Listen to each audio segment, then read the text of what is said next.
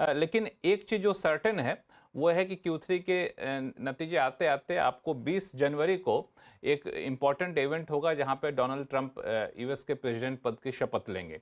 इसको लेके आप जितने भी इंटरनेशनल, जितने भी बाहर दुनिया भर का अखबारों में देखें, तो वहाँ पे लिखना पढ़ना लोगों ने शुरू कर दिया है कि उनका आना किसके लिए अच्छी बात है, किसके लिए खराब बात है। हमारे भी कई सारे चीज़ें लिखी गई।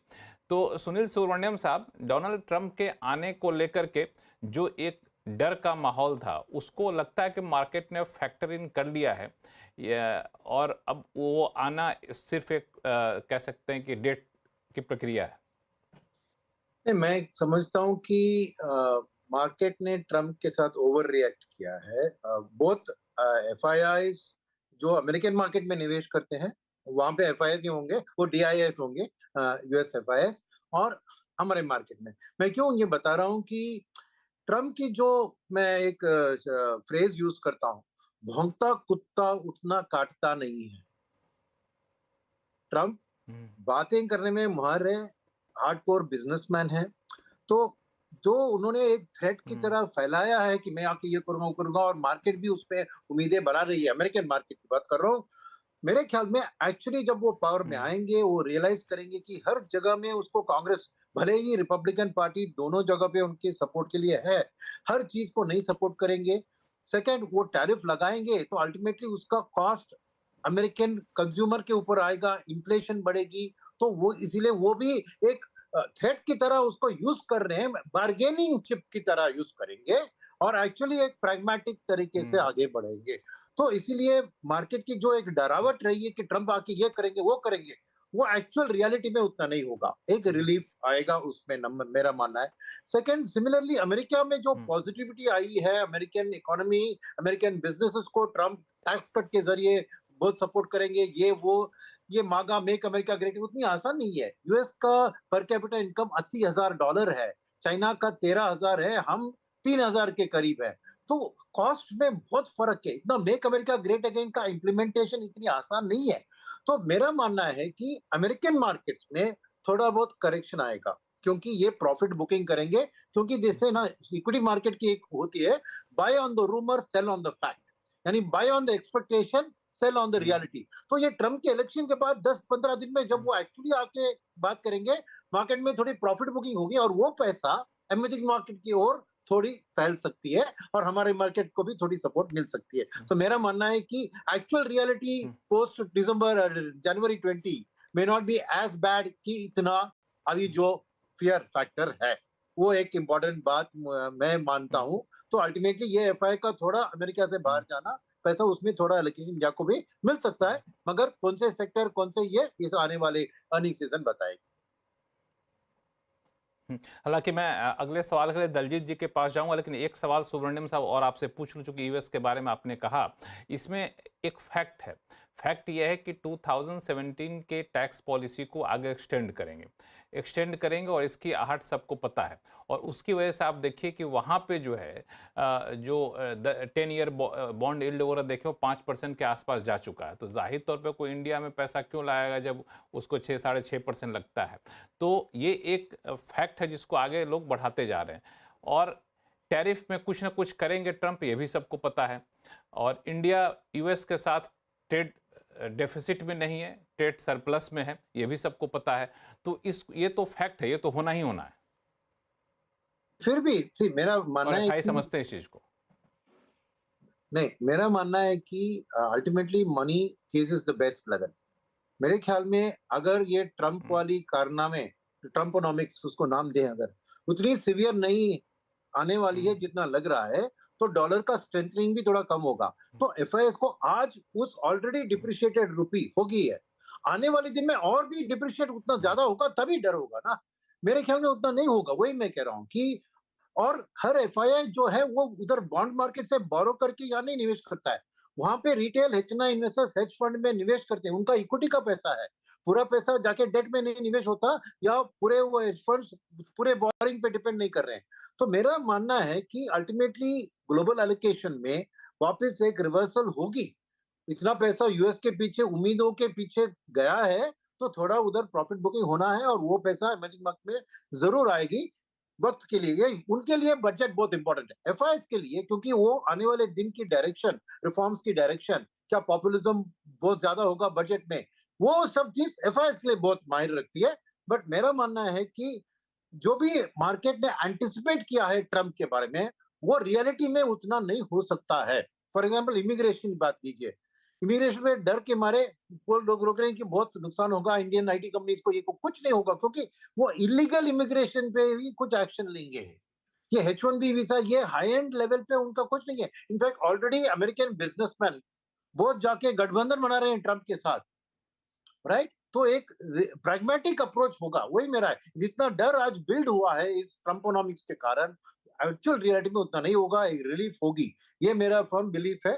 टू दैट एक्सटेंट कौन सी सेक्टर ये चुनना आज मुश्किल है, बिकॉज बजट ये के लिए वेट करना पड़ेगा। ठीक है, ये बिल्कुल मैं भी यही हर कोई यही चाहेगा कि जितना डर है वो उतना डर ना रहे। डर जो बना है वो ज़्यादा बन गया है। हालांकि इसके सपोर्ट में एक बात कह दूं कि जब वो टर्म 1 में थे तो रुपये सिर्फ 11% डिप्रिसिएट किया था, और बाइडेन के टाइम में 29% रुपये डिप्रिसिएट किया था। ये भी एक फैक्ट है। तो डर कहीं और था, होता कहीं और है घटना। कोहली साहब, आपको भी लगता है कि ट्रंप को लेकर ओवर रिएक्ट मार्केट कर गया है और ट्रंप अब कोई बहुत बड़ा इवेंट नहीं रहा, या फिर आपको लगता है अभी भी एक अनसर्टेनिटी बनी हुई है? लगता है लक्ष्मण जी, मार्केट ने काफी रिएक्शन कर दिया है और I agree 100% with what Subramaniam sir was saying कि काफी कुछ मार्केट को बहुत ज्यादा फियर फैक्टर की वजह से पहले से ही, और मार्केट की ये आदत है, हमेशा ऐसा ही होता है कि कोई भी इवेंट होता है तो हम लोग एक साइड में हमेशा करते हैं, या तो ओवर एक्सुबरेंट हो जाते हैं या ओवर पेसिमिस्ट हो जाते हैं। तो उसका हम एक जो रेपरकशन है वो देख रहे हैं ऑलरेडी बॉन्ड यील्ड्स में, यूएस की बॉन्ड यील्ड्स में और डॉलर इंडेक्स में। तो वो एक तरफा नहीं चल सकता, तो हमें भी लगता है कि वहां पर एक टेम्परेरी रिलीफ, अब वो टेम्परेरी रिलीफ तो आएगा ही, इसमें तो कोई डाउट नहीं है। आगे लॉन्ग टर्म ट्रेजेक्टरी क्या रहती है वो डिपेंड करेगा एक्चुअल एक्शन क्या होते हैं। देखिए, एक टॉप डाउन अप्रोच लेना बहुत सिंपल होगा, but actually things will be very different for each sector. तो अब ये कहना कि वो उतने सीवियर नहीं होगा, उतना सीवियर नहीं होगा, मान लिया कि वो एक 60% की ड्यूटी की बात कर रहे हैं या 50% ड्यूटी की बात कर रहे हैं, बट जिसके ऊपर 0 ड्यूटी था या 10% था उसको 20 किया तो उसके लिए डबल हो गया। तो हमको समझना, वो फिर वो फाइनली जब फाइन प्रिंट आएगा, जब वो एक्चुअल एक्शन लेना शुरू करेंगे तब पता चलेगा, और तब वो सेक्टर स्पेसिफिक या सेगमेंट स्पेसिफिक रिएक्शंस होंगे। एक मैक्रो लेवल का जो है वो आई थिंक काफी कुछ बिल्ट इन हो गया है, उसमें एक टेम्परेरी रिलीफ आएगा, बट सेगमेंट स्पेसिफिक वापस हमको देखने को मिलेगा, और वो आगे कुछ समय तक दिखता रहेगा, क्योंकि अल्टीमेटली देखिए वो भी जो भी करेंगे फाइनली उनको कुछ ना कुछ तो अपने लिए करना है। हाँ, फिर कितना प्रैग्मेटिक करेंगे, कितना इर्रेशनल करेंगे, कई बार बहुत सा पोस्चरिंग की वजह से भी करना पड़ता है, और बाद में उसको रिवर्स भी कर सकते हैं। Nobody stops, no, politicians they behave like that, we know all of them how they behave, no. तो ऐसा जरूरी नहीं है कि आज उसने कुछ किया और कल वो वापस नहीं ले सकता है, तो वो भी होगा। तो ये काफी टर्मोइल वाला पीरियड है, तो आई थिंक वो हम लोग जो मान रहे हैं कि 2025 एक्चुअली पूरा ईयर काफी टर्मोइल वाला ईयर रहने वाला है। It will not be as easy, जो पिछले 3-4 साल से हम लोग बहुत स्मूथ रन, और वैल्यूएशंस को तो लोग ऑलमोस्ट भूल ही गए थे एक तरीके से। इन्वेस्टर्स तो ऐसा सोच रहे थे कि अब तो सब एक तरफ ही चलने वाला है, तो वो सब सिचुएशंस ग्राउंड रियलिटी पे वापस दिखेंगी। तो volatility will be the name of the game for next full year. तो इस वॉलेटिलिटी में जाहिर तौर पे हर किसी के मन में ये हुआ कि हम लोगों को क्या करना चाहिए। क्या पंकज जैन साहब, इस वॉलेटिलिटी में आराम से साइड होकर बैठ जाया जाए, या फिर मौके तलाशना चाहिए? और अगर मौके तलाशना है तो जैसा कि ट्रम्प की बात अभी चल रही थी, तो मौके कहाँ तलाशे जाएं? देखो लक्ष्मण जी, जहां तक अभी जो ट्रम्प साहब की बातें हो रही थी उसमें एक दो पॉइंट मैं ऐड करना चाहूंगा। ऑन अ लाइटर साइड, ये माना जाता है कि मोदी जी की ट्रम्प साहब से अच्छी दोस्ती है, और हो ना हो उस चीज का देश को, देश की इकोनॉमी को किसी ना किसी रूप में आई थिंक जरूर फायदा मिलना चाहिए। So that is one thing. उसके अलावा what we have been observing, और I have been reading good articles about that, कि इस बार जो ट्रम्प जी की जो कैबिनेट हैगी, जो प्रपोज कैबिनेट हैगी, काफी अच्छी मैच्योर कैबिनेट हैगी। It's not like last time. I think जो maturity intellect level, experience level जो इस बार की कैबिनेट का है, आई थिंक शायद लास्ट टाइम इस तरह का नहीं था. एंड इवन ट्रम्प साहब भी, I think coming into second term, I think he is much more experienced and mature than what was happening in the first term. तो मेरा ये मानना है कि ज़्यादातर decision once is in the chair काफ़ी रैशनल एंड पॉजिटिव होने चाहिए. एंड नॉट टू फॉरगेट, ये जो टैरिफ का जो थ्रेट हैगा, जो भी हमारे को पैनलिस्ट भी कह रहे थे, इतना आसान नहीं है. अगर कहीं पर भी ज़्यादा टैरिफ बढ़ते हैं, ultimately consumer of US suffers, और वहाँ पर भी इन्फ्लेशन एक काफ़ी स्टिकी चीज़ है. तो आसान नहीं है समीकरण. And I am very sure once mister Trump comes in the chair, काफ़ी अच्छे रैशनल डिसीजन लिए जाएंगे. एंड आई थिंक ये जो एक वॉलिटिलिटी चल रही है because of what may happen once Trump is in the chair, मेरे को लगता है उसमें एक थमाव देखने को मिल जाए. आई think that would be the positive part. एक सिनेरियो क्लियर आउट हो जाएगा. सो that is one thing. Secondly कि इस वॉलिटिलिटी में, इस तरह के समीकरण में, इस तरह के हेजी सिनेरियो में इन्वेस्टर्स, ट्रेडर्स को क्या करना चाहिए. आई थिंक इन्वेस्टर्स को, जो एक लॉन्गर टर्म इन्वेस्टर्स है, जो एक स्टडी इन्वेस्टर है, लिक्विड इन्वेस्टर है, जो अपने पैसे से इन्वेस्ट कर रहा है, मार्जिन ट्रेडिंग में नहीं जा रहा, लीवरेज ट्रेडिंग नहीं कर रहा, आई थिंक उसको अभी भी अच्छी तरह मौके तलाशने चाहिए. There are segments, there are pockets which can easily be visualize, कि जहाँ पर हम अभी भी देख रहे हैं देयर आर सम पॉकेट जो अभी भी अपने हाइस के आसपास चल रही हूँ, में ज़्यादा करेक्शन नहीं आया. करेक्शन इसलिए नहीं आया कि they have been throwing good results, good growth patterns आ रहे हैं. और जैसे हम बार बार बात करते हैं, health care, pharmaceutical, hospitality, these are some segment. Technology, I think जिस तरह के टीसीएस के रिजल्ट्स आए, आई थिंक काफ़ी एनकरेजिंग रिजल्ट्स हैं. And it may be kind of a scenario with the sector. So we could see एक approach towards picking technology kind of scenario. उसके अलावा ट्रेडर्स जो है, ट्रेडर जो एक क्लास है, आई थिंक वो एक अपने आप में काफ़ी बड़ी क्लास है. And they adjust to the scenario. अब हम जो देखने लग गए हैं पिछले 1-1.5 महीने से, जो एक they trend to play both side, but traders will have to be cautious. I think जिस तरह की वॉलेटिलिटी देखने को मिल रही है, जो हम ट्रेडर लोगों से बात करते हैं, अपने यहाँ देखते भी हैं, आई थिंक अपार्ट फ्रॉम जो एक काफ़ी डीप फॉल हो गया मार्केट में, जिस तरह की कुछ दिनों बड़ी एग्रेसिव वॉलेटिलिटी देखने को मिल जाती है, खासतौर से निफ्टी, बैंक निफ्टी में 300-400 point plus minus, bank Nifty में 1000 point plus minus. I think that is what is harming them more than the actual fall in the market. So I think what we have been advising कि stay light, stay cautious. और जो इस तरह की volatility है, इसमें आसान नहीं है ट्रेडर्स को पैसा कमाना. सो कोई बुरी बात नहीं है कि कुछ एक हफ्ते साइडलाइंस पे आप बैठिए, let the market sort of stabilize, plateau out. And once the things are sort of evenly poised, थोड़ी सेम्बलेंस आ जाएगी, one can always return back to the market. But as a investors मेरे को लगता है कि चेरी पिकिंग करते रहना चाहिए. There are good sectors, there are good stocks. Even जो सेक्टर्स जिनमें काफ़ी डीपर करेक्शन हो गई है, समथिंग लाइक एफएमसीजी और मेटल्स, वहाँ पर भी हमारे को लगता है कि अब एक बॉटम अप अप्रोच आ रही है, एक वैल्यू अप्रोच आ रही है.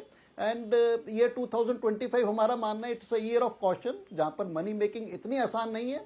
बट अगर आप सिलेक्टिवली, जहाँ जहाँ वैल्यू है, अच्छे सेक्टर्स हैं, लार्ज कैप के स्टॉक के साथ अगर आप रहेंगे, तो there is still decent money to be made, there still stability in these kind of sectors.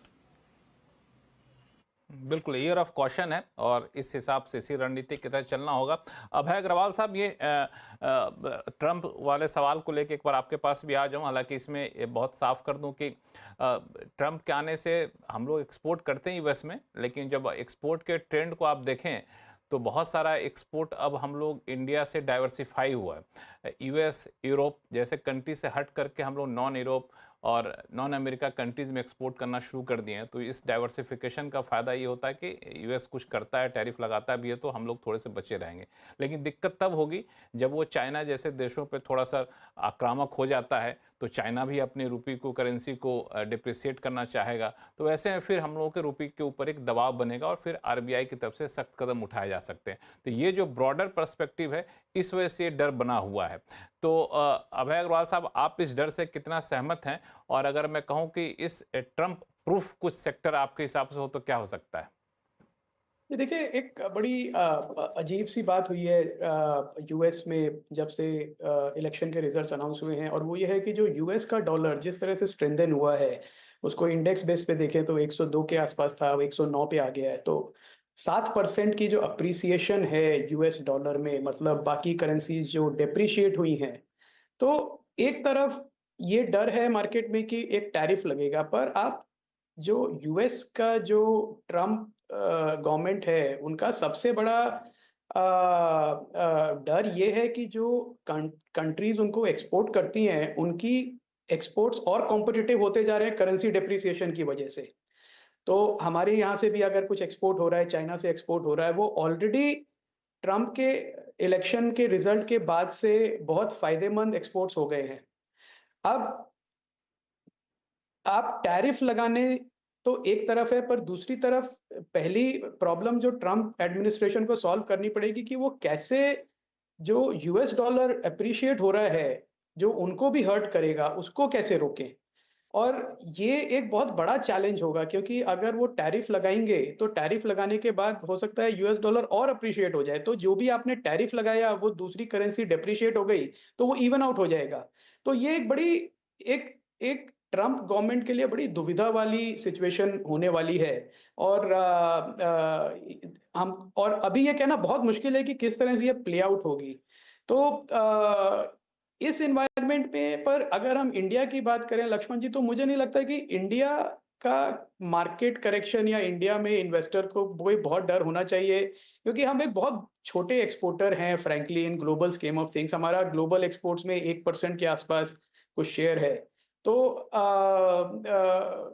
इतना कुछ फर्क नहीं पड़ेगा, हमारी कंपनीज काफ़ी कॉम्पिटेंट हैं, कुछ भी एक्शन लिया जाए उसके सामने उसको बैलेंस करने के लिए।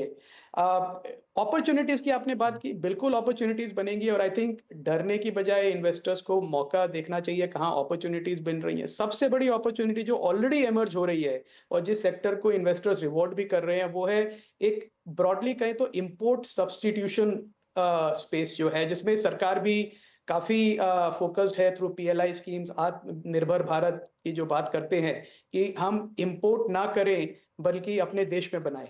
और इलेक्ट्रॉनिक्स एक ऐसा है, ईएमएस कंपनीज को जो पीएलआई स्कीम्स दी, उसमें काफ़ी पीएलआई स्कीम्स चल रही है। मेरे को लगता है इसी इन्वेस्टर्स सिर्फ ये रिसर्च करें कि कहाँ कहाँ पे पीएलआई स्कीम्स है जिनका अच्छा यूसेज है और कौन सी कंपनीज उन पीएलआई स्कीम्स का फायदा उठा रही हैं, वही एक बहुत बड़ा इन्वेस्टमेंट स्पेस है। दूसरी तरफ हमारा जो डिफेंस प्रोक्योरमेंट है उस पे वो बढ़ेगा, डेफिनेटली बढ़ेगा। मुझे लगता है अगले 5 साल में 2 से 3 गुना हमारा डोमेस्टिक डिफेंस प्रोक्योरमेंट बढ़ेगा। उसकी वजह से हमारी कंपनीज एक्सपोर्ट भी करने लगेंगी। तो ये एक बड़ा, और इसमें सिर्फ पीएसयू डिफेंस कंपनीज की बात नहीं कर रहा हूं मैं लक्ष्मण जी, जो प्राइवेट कंपनीज हैं जो हमारे डिफेंस फोर्सेस को communication technology, radar technology, drone tech, anti drone tech, electronics, complex electronics, surveillance systems, ये सब प्रोवाइड करती हैं। ये सारी कंपनीज में इंक्लूड कर रहा हूँ। सो एक ये बड़ा स्पेस है। ईएमएस की हमने बात करी। तीसरी तरफ एक डोमेस्टिक जो हमारी फार्मा कंपनीज हैं, उसको अगर यूएस एक्शन लेता है चाइना के अगेंस्ट अंडर बायोसिक्योर एक्ट जो है, इंडियन फार्मा कंपनीज को ऑलरेडी फायदा मिल रहा है। और इसकी वजह से जो हमारी फार्मा सेक्टर था पिछले साल बेस्ट परफॉर्मिंग सेक्टर था इन निफ्टी स्टॉक्स। तो इन सब की वजह से मुझे लगता है लक्ष्मण जी की अपॉर्चुनिटीज भी हैं। मतलब इन्वेस्टर्स को इसमें ज्यादा नहीं जाना चाहिए, क्योंकि ट्रम्प क्या करेंगे वो फ्रैंकली हमारे कंट्रोल में नहीं है। तो हम सिर्फ ये रिएक्ट कर सकते हैं कि जो हमारे वो जो कंट्रोल में करेंगे उसी पर रहा जाए। उसी पे ध्यान दें और उसका फायदा उठाएं। और ज्यादा मुश्किल नहीं है इसका फायदा उठाना। आप जो 2-3 सेक्टर्स पकड़ लें, उसी में फोकस करें कौन विनर्स है, और अगले 2-3 साल में अच्छी मल्टी बैगर रिटर्न्स बनेंगी वहां से लक्ष्मण जी।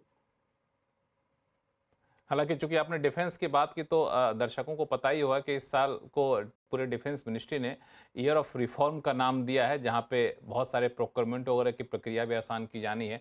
तो ये एक फैक्टर होगा जो अग्रवाल साहब कह रहे थे, तो यहाँ भी नज़र रखनी चाहिए।